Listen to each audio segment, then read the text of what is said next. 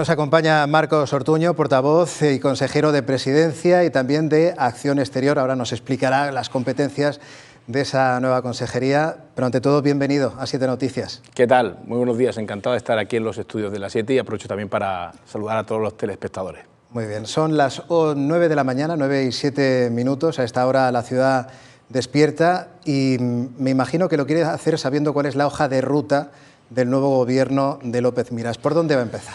Bueno, y ante todo tengo que agradecer al presidente, a Fernando López Miras, que haya confiado en mí para seguir formando parte del Ejecutivo.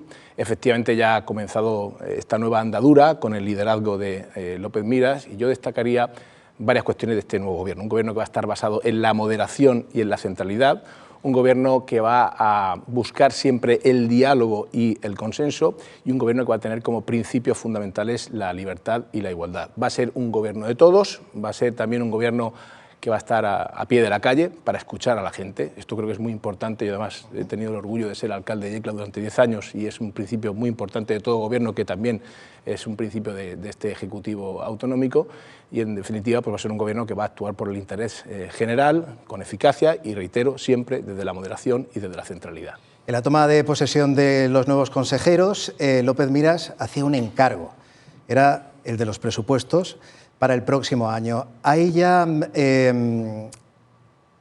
alguna línea general que nos pueda avanzar? Va a haber, no sé, porque por ejemplo el consejero de Economía y Hacienda decía en las últimas horas que antes de cerrar un hospital se endeudaba. No sé si los presupuestos de este año van a ser restrictivos o si van a ser todo lo contrario y van a batir otra vez récord de gasto. Bueno, me consta que el consejero de Economía, Hacienda y Empresa, Luis Alberto Marín, está ya trabajando en estos nuevos presupuestos, recibiendo por otra parte el encargo que le realizó el presidente.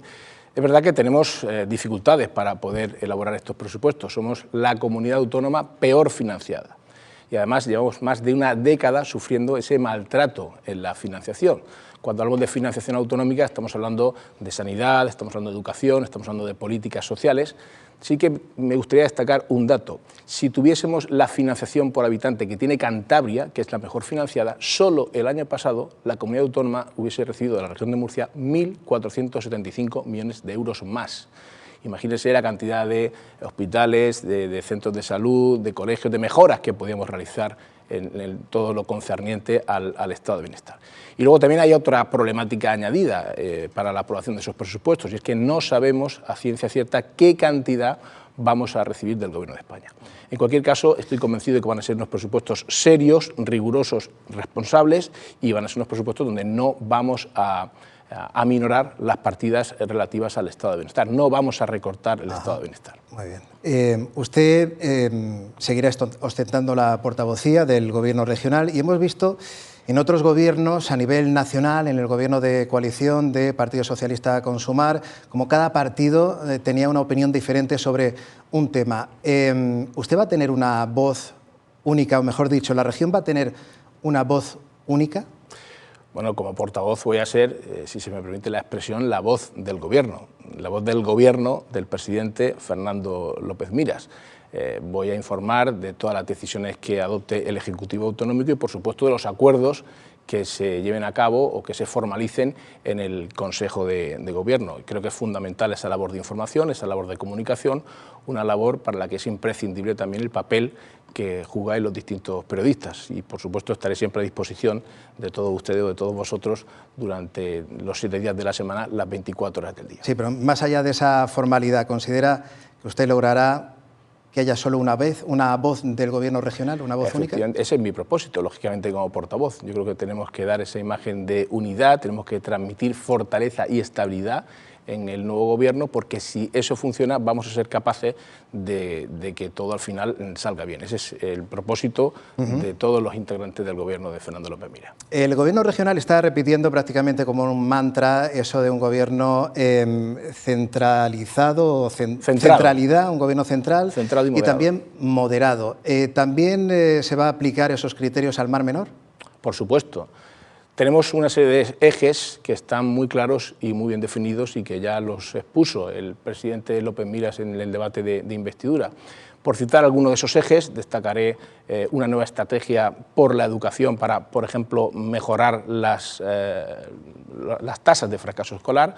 Vamos también a apostar por un pacto por la juventud, vamos a apostar por la simplificación administrativa. Tenemos que ser capaces de dar las mayores facilidades a los emprendedores y a los empresarios que quieren acometer nuevos proyectos en la región. Vamos a apostar por una modernización económica y productiva también en la región de Murcia y, por supuesto, vamos a apostar, recogiendo lo que me planteabas en tu pregunta, por defender el medio ambiente y por proteger el Mar Menor. No vamos a dar ni un solo paso atrás en la protección del Mar Menor, tal y como siempre dice nuestro presidente Fernando López Milla. ¿Qué va a pasar con la moratoria urbanística o con los usos agrícolas en la zona del Mar Menor? Bueno, el Ejecutivo Autonómico ya hizo lo que tuvo que hacer, que es aprobar un decreto ley para prorrogar esa moratoria urbanística hasta la aprobación definitiva del Plan de Ordenación Territorial de la Cuenca Vertiente del Mar Menor.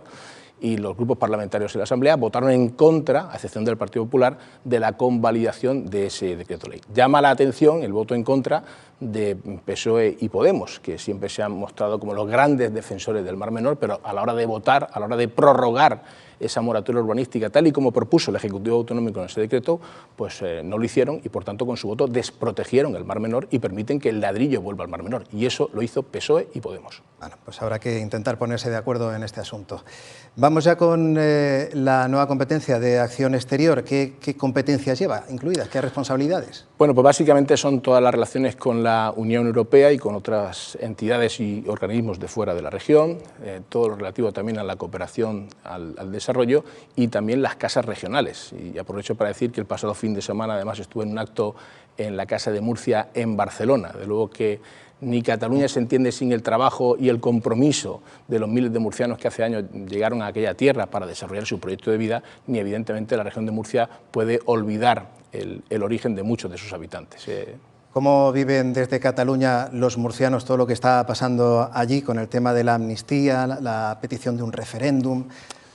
Pues con mucha preocupación, así me lo transmitían, porque evidentemente lo que pasa con la amnistía es un auténtico disparate. Supone un ataque frontal contra la separación de poderes, supone un ataque frontal contra el Poder Judicial y supone un ataque frontal contra la igualdad de todos los españoles.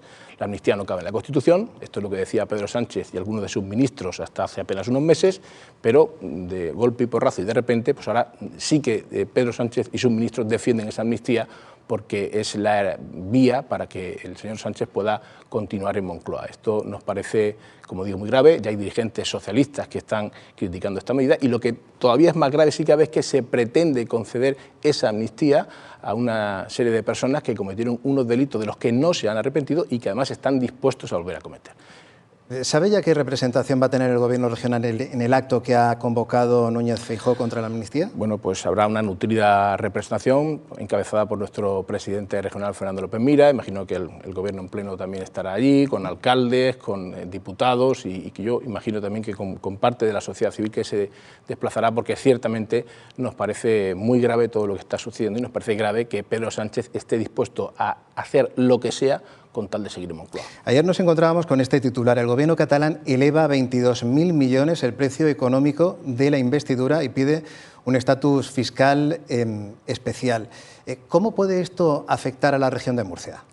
Bueno, pues vemos cómo el Gobierno de España está por la labor, el Gobierno de Pedro Sánchez, de crear comunidades autónomas de primera y comunidades autónomas de segunda.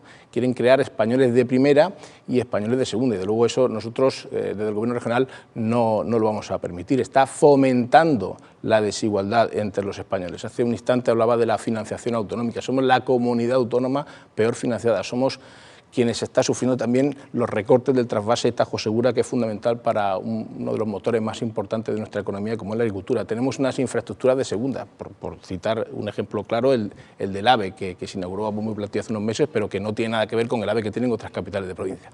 Por tanto, la seña de identidad del Gobierno de Pedro Sánchez es crear esas diferencias entre españoles, es fomentar esa desigualdad entre españoles, y esto es algo que, desde luego, nosotros no vamos a permitir. Le quería preguntar, después de toda esa retahíla de agravios comparativos, ¿cuál es la relación ahora mismo con el Gobierno central? Bueno, pues yo diría que prácticamente inexistente. Es un gobierno en funciones el que tenemos en Madrid, pero un gobierno que tampoco, cuando no ha estado en funciones, ha atendido las principales reivindicaciones del gobierno de Fernando López Mira. Hablábamos de la financiación, hablábamos del tema de agua, hablábamos del tema también de infraestructura, hablamos también de las inversiones que no acometen en el Mar Menor, es decir, anuncian muchas inversiones, cada vez que viene la ministra de turno del gobierno socialista, pues anuncia más inversiones, pero lo cierto y verdad es que no vemos ni un solo proyecto en ejecución ahora mismo en el entorno del Mar Menor. En definitiva, necesitamos un gobierno de España que colabore con la región de Murcia y que no nos trate como ciudadanos de segunda. Me gustaría cambiar el tema porque va pasando el tiempo y no me gustaría irnos sin hablar de lo que ha ocurrido en Cieza, ese caso terrible de violencia doméstica en la que una mujer de apenas 34 años acaba muerta y dentro de un pozo. Está detenido su expareja, la cual tenía órdenes de alejamiento, había una sentencia en contra de él, una orden de búsqueda y captura. ¿Qué considera el Gobierno regional que falla en todo esto? Pues hay que aportar muchos más recursos para evitar que estos casos como el que hemos vivido en Cieza hace apenas unos días vuelvan a repetirse. Hace falta que tengamos un gobierno en España, por ejemplo, que no saque adelante leyes como la ley del solo sí es sí, que ha permitido que más de 1.200 agresores sexuales hayan visto reducida su condena y casi más de 200, si no me falla la memoria, hayan salido a la calle, muchos de los cuales, por cierto, están además reincidiendo. Creo que hay que, desde luego, el gobierno regional de Fernando López Mira lo tiene muy claro, vamos a seguir destinando todos los recursos necesarios y todos los recursos disponibles para evitar, insisto, que situaciones como las que se han vivido, que casos de violencia machista, como los que hemos vivido en Cieza, vuelvan a repetirse, pero de luego también les falta la implicación del Gobierno de España con esa ley pues que ha permitido que muchos agresores sexuales hayan salido a la calle, muchos de los cuales están además reincidiendo. Una ley que recibió todo tipo de advertencias, una ley de la ministra Montero, pero una ley que fue aprobada por el Consejo de Ministros de Pedro Sánchez. Podemos quiere que Irene Montero siga en el nuevo Gobierno como ministra de Igualdad.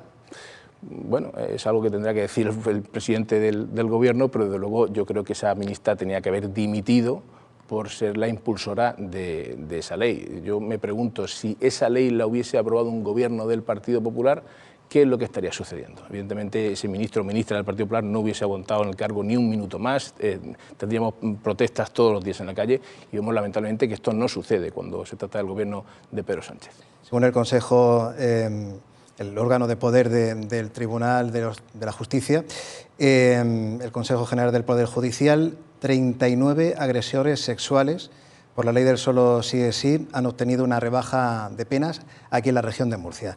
39. Y, un auténtico disparate. Sí, antes de irnos también, me gustaría preguntarle por las movilizaciones que están empezando los padres de algunos centros educativos. Unos 6.000 alumnos no tienen ahora mismo transporte escolar, el Gobierno regional está negociando contrarreloj con las empresas. ¿Hay alguna novedad en este asunto? Bueno, es un tema que evidentemente nos preocupa. Me consta que el consejero de Educación está negociando con las empresas del sector, está ofreciendo distintas posibilidades de acuerdo, distintas alternativas para tratar que en el menor espacio de tiempo posible podamos restablecer o se pueda restablecer el servicio de transporte escolar. Estoy convencido que tendremos una solución en los próximos días e insisto, el consejero de Educación está, como se suele decir, batiéndose el cobre para encontrar una rápida salida a este problema que tenemos y que tanto nos preocupa. Os queda dicho. Marcos Ortuño, portavoz y consejero de Presidencia y Acción Exterior, muchísimas gracias por habernos acompañado estos minutos en 7 Noticias Matinal. Y hasta pronto. Muchísimas gracias a vosotros.